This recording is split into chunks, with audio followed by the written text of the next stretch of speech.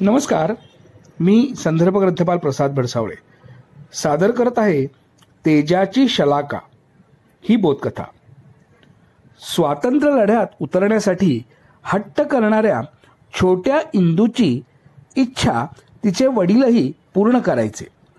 ते इंग्रजांविरोधी गुपितांची देवाणघेवाण अनेकदा तिच्या मार्फत करीत।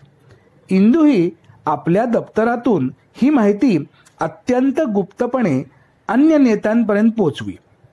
राष्ट्रभक्तीने प्रेरित असे इंदूचे घराणे गर्भश्रीमंत असले तरी ते सत्याग्रही विचारसरणी अंगीकारलेले कुटुंब होते। त्यामुळे इंदूलाही बालवयातच राष्ट्रप्रेमाचे बाळकडू मिळाले। स्वातंत्र्य लढ्यातील सहभागामुळे इंदूच्या आई वडिलांना अनेकदा तुरुंगवास होत असे। एकटेपणात ती त्यांच्याशी पत्रव्यवहार करे। वडील तिला सांगत, आमच्या बंदिवासामुळे तुला येणारे एकटेपण जर सहन करू शकत नाहीस तर तू मोठा नेता कशी काय बनणार? नेता खूप सहनशील, संयमी हवा। वडिलांचे हे विचार नकळत ती स्वतःमध्ये रुजवत होती। एकाकीपणात आपण स्वतःशी अधिक चांगला संवाद साधू शकतो हे तिला लहान वयातच समजले। वडिलांची पत्रे तिची संस्कार शिदोरी बनली। रोज झोपण्याआधी 2 वेगवेगळ्या भाषेतील पुस्तकं वाचायची हा तिचा सवयीचा भाग बनला।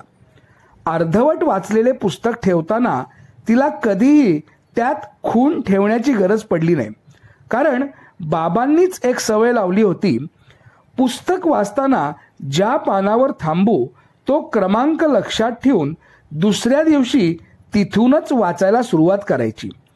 या सवयीमुळे इंदूच्या भाषाच नाही तर संख्याही पक्क्या झाल्या।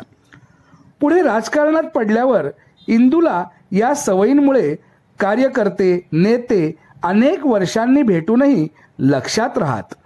वडिलांच्या पत्रातून व्यक्त झालेली मूल्ये स्वतःत रुजवत तेजाची शलाका म्हणून ओळखले जाणारे हे व्यक्तिमत्व म्हणजे भारताच्या पहिल्या महिला पंतप्रधान इंदिरा गांधी होत।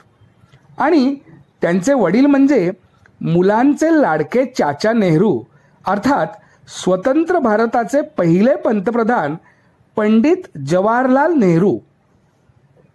धन्यवाद।